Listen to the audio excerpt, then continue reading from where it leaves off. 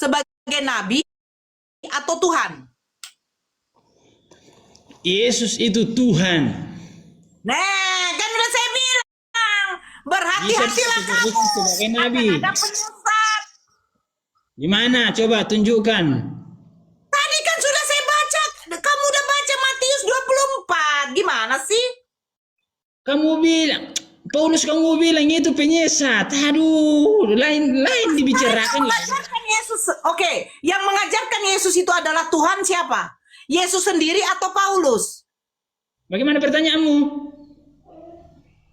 Memang harus makan kapurung ini. Udah aku bilang nggak, dia lapar, lagi lapar dia naik komal, makanya nggak nyambung. Aduh, agak Boleh gabung ke diskusinya.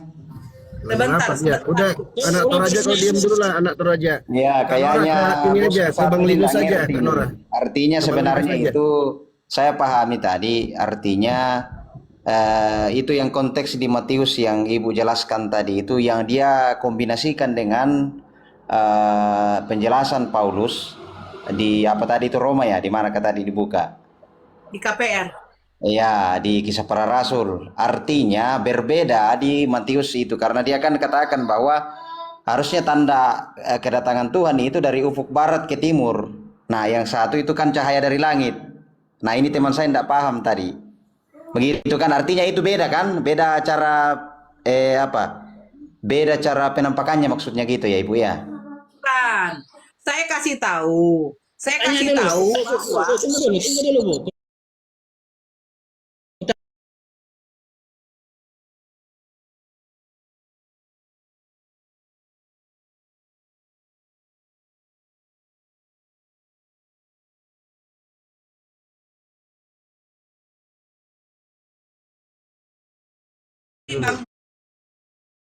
Bang Linus ya. Ya. Tadi kan saya sudah kasih tahu bahwa Matius 24 Yesus sudah mencamkan, berhati-hatilah kamu akan ada penyesat-penyesat yang datang mengaku membawa nama Mesias. Betul Aku ya. adalah Mesias. Ya. Jangan kamu percaya.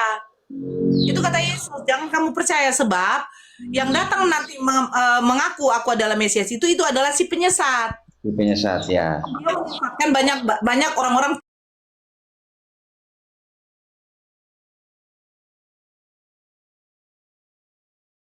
Pilihan satunya yaitu melakukan tanda-tanda mukjizat yang dahsyat. Ya, betul. Ya. Nah, yang berjumpa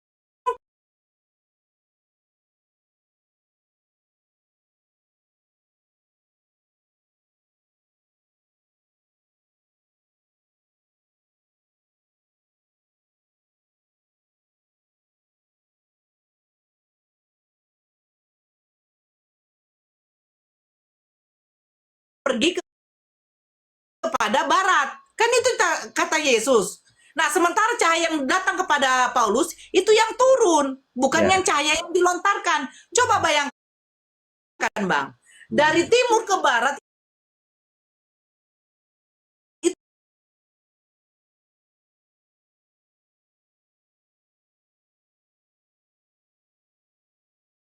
Nah, ajaran Paulus ini ajaran apa? Ajaran Paulus ini mengatakan di dalam Roma 14 nomor 9, dia mengatakan Yesus itu harus mati dan bangkit supaya jadi Tuhan. Yang menjadikan Yesus Tuhan itu adalah Paulus. Artinya Bahkan Paulus mencatatkan dalam KPR 2 nomor 36, Yesus yang kau salibkan itu sudah dijadikan Tuhan. Dan Kristus makanya kata Yesus, berhati-hati akan ada ajaran-ajaran sesat.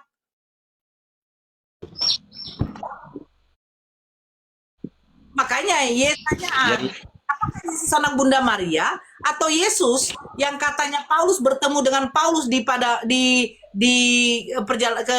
gurun yang perjalanan ke Damsik? Ya, itu yang dipertanyakan. Karena Yesus anak Bunda Maria tidak pernah menyatakan dirinya adalah Tuhan, tetapi utusan. Sementara Yesus yang bertemu dengan Paulus di padang gurun, itu ajaran Paulus adalah itu Tuhan. Siapakah engkau Tuhan? Dia yang sudah mengatakan Yesus Tuhan. Sementara murid-muridnya tidak pernah mengatakan Yesus Tuhan. Di dalam Yohanes 17 nomor 8. Aku telah kusampaikan kepada mereka dan mereka menerimanya. Mereka tahu dus oleh engkau. Jadi murid-muridnya tahu bahwa Yesus itu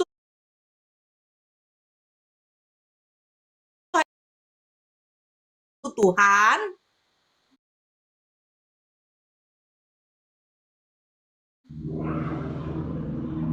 Kamu silakan. Ya, jadi pertanyaannya adalah bahwa Yesus yang ada di gereja itu yang disembah orang Kristen sekarang itu menurut Ibu palsu, maksudnya gitu.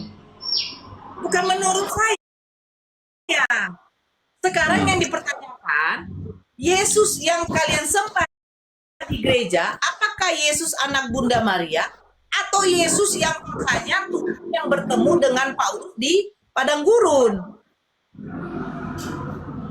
Sebenarnya sama aja, Bu. Hanya memang proses bertemuannya beda dan konteks, Bu, memahami konteks, Bu, dalam menafsir. Nah, di konteks Matius 24 itu konteks air saman, Bu. Ketika air saman menjelang air saman nanti itu akan ada guru-guru palsu. Itu maksudnya di situ. Nah, konteks di Kisah Para Rasul adalah ketika dalam perjalanan Paulus ke Kau jawab, Damsik. Bang. Sebentar, Bang. Itu konteks akhir zaman. Tidak ada Ya. sekarang orang yang mengaku Mesias, Abang. Ini yang karena Nabi banyak. Muhammad SAW Banyak.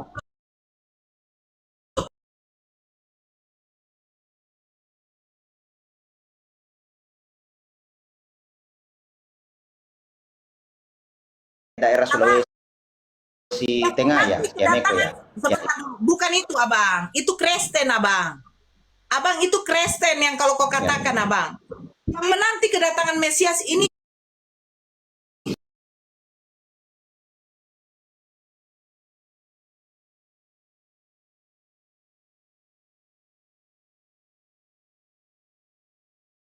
Kita lah.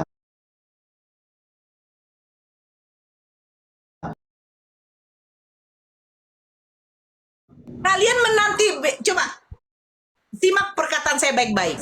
Yang menanti kedatangan Mesias ini suatu peringatan untuk kaumnya Yahudi, Bang. Makanya dia katakan palsu, Mesias palsu, Bang. Mesias palsu, Bang. Sebentar dulu, Bang. Biar kita dapat poin. Sebentar dulu, Bang. Ya, jadi Yesus mengatakan, sabar dulu, Bang. Yesus mengatakan,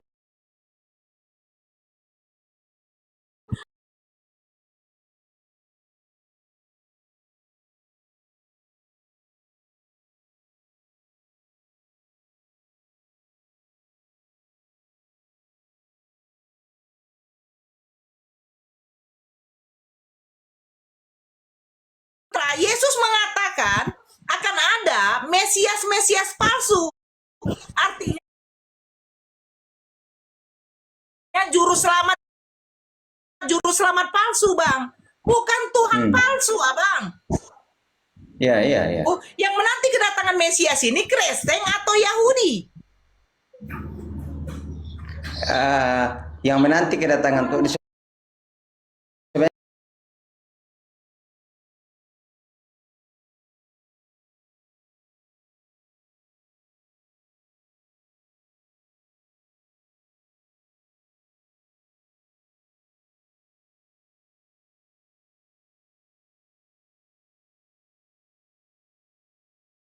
Saya tanya sekarang, siapa yang mengajarkan bahwa kedatangan Tuhan itu akan ada yang kedua kali? Alkitab. Tunjukkan Alkitab kan yang data. mengatakan Tunjukkan data. Baik. Tunggu.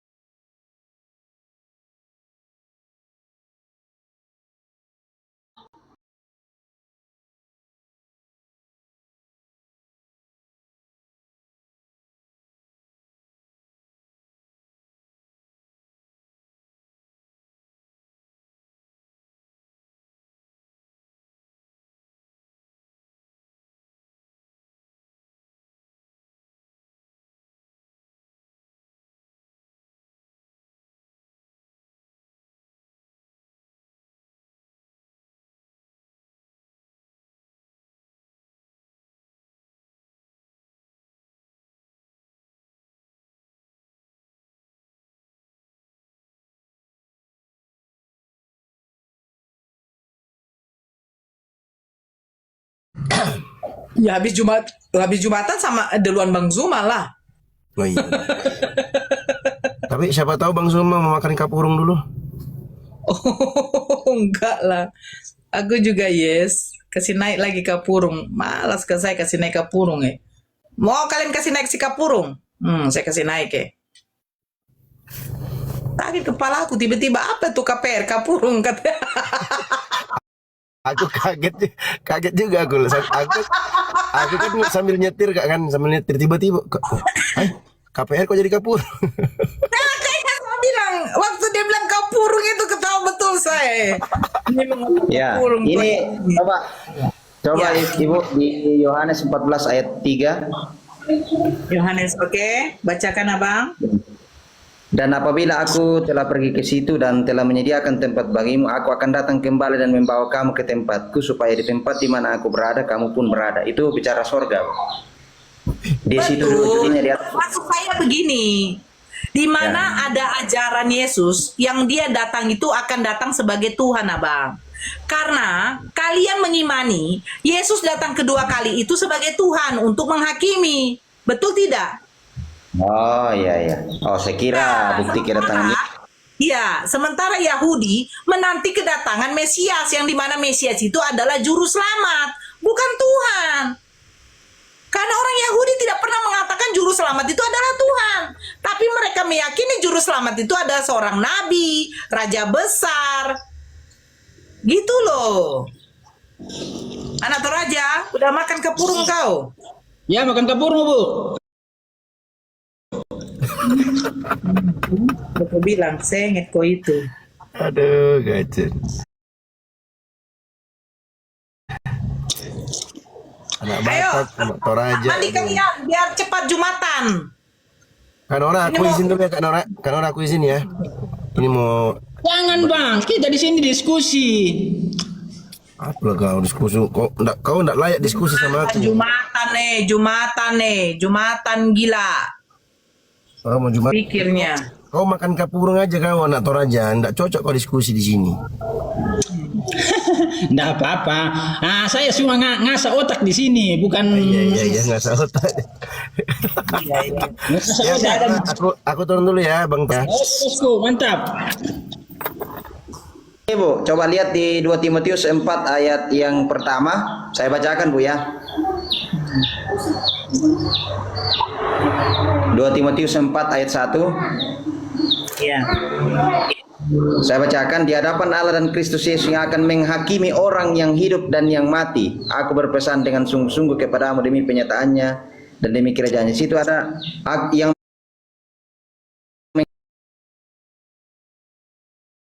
kedatangannya yang pertama itu adalah dia datang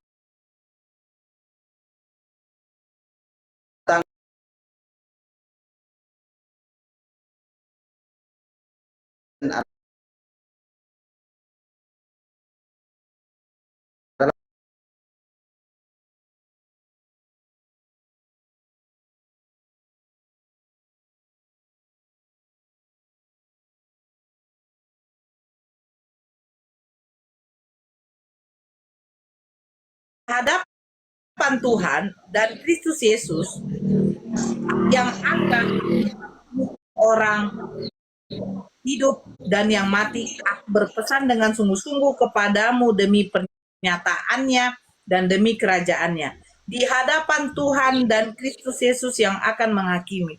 Abang, yang saya tanyakan begini, Ya. Bang. Mana dia?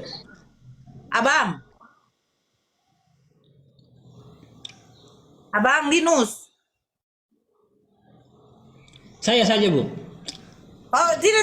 Kau makan saja kapurung. Kau makan saja kapurung. Kan?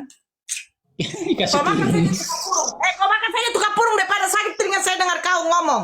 Kau tidak paham itu. Kau makan saja kapurung banyak. Baru kasih dia Ayo, punya adanya banyak-banyak. Kau makan saya dulu kapurung. Ini kenapa ini Abang Linus? Abang Linus, kenapa kau lari lagi? Ini yang saya minta data, Abang Linus, di mana Yesus mengatakan dia datang itu sebagai Tuhan. Dia seperti itulah kedatangan anak manusia, bukan Tuhan. Bahaya nih sikap burung ya nih. Jaringannya kah? Atau jaringan siapa nih? Kemana si Linus Kapurung? Takut tidak ada tertulis di dalam Alkitab itu, Bu. Tidak ada tertulis di dalam Alkitab kedatangan Yesus sebagai Tuhan, toh? Ada, tapi kamu tidak terima di situ. Di mana kau bilang tidak ada tertulis di Alkitab sebenarnya? Di situ tertulis, akulah Tuhan dan Guru. Katamu itu tepat. Akulah Tuhan. Kapurung memang kalau Kapurung saya tanya tadi sama Linus, di mana tertulis Yesus datang itu sebagai Tuhan? Karena Yahudi menantikan kedatangan Mesias. Makanya Yesus sudah bilang, camkanlah, aku sudah mengatakannya terlebih dahulu kepadamu. Sebab akan ada Mesias-Mesias palsu. Nabi-nabi palsu datang memakai namaku. Orang kedatangan Yesus itu sebagai Mesias, bukan sebagai Tuhan. Matius 24 tadi sudah kita baca. Kedatangan anak manusia seperti cahaya yang dilontarkan, ya cahaya yang dari langit, cahaya dari timur dilontarkan ke barat. Seperti itulah kedatangan anak manusia. Naikkan Ibu. Kau kemana saja Linus? Tiba-tiba kau menghilang Betul itu, Bu. Orang Yahudi tidak banyak yang tidak percaya tentang kedatangan Yesus sebagai Mesias. Makanya Alkitab menulis kalau ada yang Yesus sebagai Tuhan. Ya. Linus tidak bisa aku naikkan kau Linus. Kenapa ini Linus? Jaringan kau atau bagaimana kau? Kau kena peringatan mungkin ya Linus? Ini dia. Takut dia itu, Bu. Tidak ada takut, kau kurang asam kau jangan tuh. Sorry, tidak tahu. Mungkin jaringan saya turun. Mungkin jaringan. Iya. Jaringan belum anak Toraja COVID dia kurang ajar kau. Iya, Pak, bertobat kau anak Toraja. Sama-sama kita orang Toraja kamu itu ini Toraja. Tinggal 5. Ayo, di Yesus itu Pak yang dukung bos. Mohina ki itu. Teror. Sama-sama pica saya. Dah. Ya, Bang Linus. Yang saya minta data, di mana Yesus mengatakan dia datang itu sebagai Tuhan. Iya. Maksudnya dia akan datang sebagai raja di atas segala raja, begitu maksudnya? Tuhan dengan raja berbeda. Masa Tuhan kau bilang raja, cumananya kau ini? Kan? Yang kayak begini itu ada, Bu, datanya. tidak ada dong. Jadi siapa yang mengajarkan Yesus datang sebagai Tuhan? Kami hanya ini mana? Coba Ibrani 1:8, Bu. Ibrani siapa penulisnya? Abang Linus. Tidak ada penulis Ibrani, terus bagaimana kalian menjadikan itu data referensi kalian? Buka dulu itu kitab Ibrani, tidak ada kitab Ibrani di situ. Kitab Ibrani itu tidak jelas siapa penulisnya, itu tidak bisa menjadikan referensinya sebagai data secara tekstualitas. Tidak, itu berdasarkan kajian-kajian dari Bapak Gereja dan melalui proses. Itu masuk ke dalam. Walaupun itu tahapannya lama baru dia masuk, Bu. Dan kami akui itu sebagai kanon. Linus, sejak kapan firman Tuhan menjadi kajian-kajian dari Bapak-Bapak Gereja? Aduh, artinya kan begini, Bu. Jadi pertama ada yang dinafaskan itu atau diilhamkan itu Alkitab. Kemudian gimana sih mau bawa dikanonkan di konsili dari gereja namanya kalau firman Tuhan, murni firman Tuhan. Iya. Bukan dari persekutuan, dari konsili yang akhirnya diputuskan menjadi firman Tuhan. Bukan, itu bukan diputuskan di situ, Bu. Itu bukan diputuskan di situ, tapi dilihat mana yang berdasarkan kajian-kajian yang memang betul-betul itu adalah karena itu kan waktu itu kan banyak firman banyak yang beredar. Salah satu yang beredar di situ termasuk Injil Barnabas, Injil Thomas, itu kan tidak diakui. Saya tanya, Ibrani ini siapa yang catat? Ibrani. Memang tidak jelas siapa penulisnya, Bu. Tapi itu masuk. Kalau tidak jelas, kenapa itu menjadi acuan data kau untuk saya? Karena masuk ini. Nah, Alkitab itu itu. kau pertanyakan sama pendeta, Bapak Pendeta. Begini, Abang Linus. Dengarkan saya dulu sedikit, Begini, Abang Linus. Itu dipertentangkan itu kami sudah akui, Bu. Dan itu firman Allah. Abang Jadi Linus, dengarkan saya. Dengarkan saya. Dia Dengarkan Protestan. saya.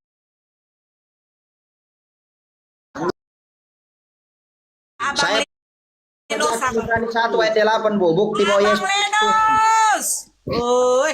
tentang anak ia berkata, tahtamu ya Allah. Tentang anak, siapa anak? Yesus. Kan? Kau dengar itu Toraja kan? Ketika dia ngotot, TikTok yang harus langsung turunkan dia. Kenapa diturunkan, Bu? Saya baca ya, penulis kitab surat Ibrani tidak diketahui secara pasti anonim. Tidak diketahui secara pasti, artinya anonim. Di dalam naskah asli maupun isi surat tersebut, sang penulis tidak mencantumkan namanya.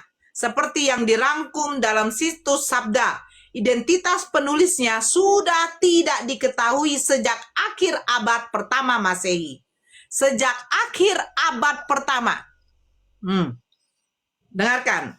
Pandangan sejarah dan teologi. Sejak zaman gereja purba hingga masa kini, para ahli teologi memiliki berbagai pandangan dan spekulasi mengenai siapa orang yang menulis kitab Ibrani. Bukan Paulus. Walaupun gaya bahasanya tinggi dan teologis, sebagian sepakat bahwa gaya penulisan Yunani dalam Ibrani berbeda dari gaya surat-surat kandidat populer. Beberapa nama sering diajukan oleh para bapak gereja dan ahli sebagai penulis potensial, antara lain Apolos karena kefasihannya dan pemahamannya yang kuat tentang perjanjian lama, Barnabas atau Lukas. Nah, ini masih ragu-ragu. Pandangan tokoh masa lalu. Origenes, seorang bapak gereja kuno, pernah menyatakan bahwa hanya Tuhan yang tahu siapa pelaku sesungguhnya di balik pena surat tersebut. Ini kalau di dalam Islam, Allahu alam. Itu katanya, Allahu alam. Hanya Tuhan yang tahu, hanya Allah yang tahu. Siapa penulis? Nah, ini Origenes, seorang bapak gereja kuno. Kalau dia ditanya, Bapak gereja, ini Origenes, Bapak gereja kuno, siapa yang menulis kitab Ibrani? Kalau di dalam Islam, Allahu alam. Artinya apa? Hanya Tuhan yang tahu. Jadi bagaimana mau kalian jadikan itu data acuan? Jangan terlalu banyak tahu, Bu. Nanti sakit perut itu ya. Kalian sodorkan kitab Ibrani. Saya tanya, siapa penulis kitab Ibrani? Jawab bapak gereja abad kuno. Dia katakan apa? Allahu alam, Nora. Hanya Tuhan saja yang tahu. Terus itu menjadikan, oh Nora, itu sudah disepakati oleh bapak-bapak gereja di hasil konsili-konsili. Dan kami sudah imani dan tidak ada lagi keraguan. Kutukipret kapurung. Kalau tidak jelas penulisnya siapa, bagaimana mungkin kalian mengatakan bahwa kitab Ibrani itu adalah kebenaran firman Tuhan? Di mana kamu tahu bahwa kitab Ibrani itu bukan dari Tuhan? Astagfirullah. Jadi yang saya bacakan itu apa, kapurung? Makanya telinga kau jangan kau masukkan itu kapurung di telinga kau. Jadi kau kayak condet kayak begini. Ini dalam firman Tuhan dalam Alkitab, coba bacakan. Udah diam kau. Kau makan aja kapurungmu itu. Yang kau baik cerita. Kalau saya tanya bisa. Apa mau kau tanya?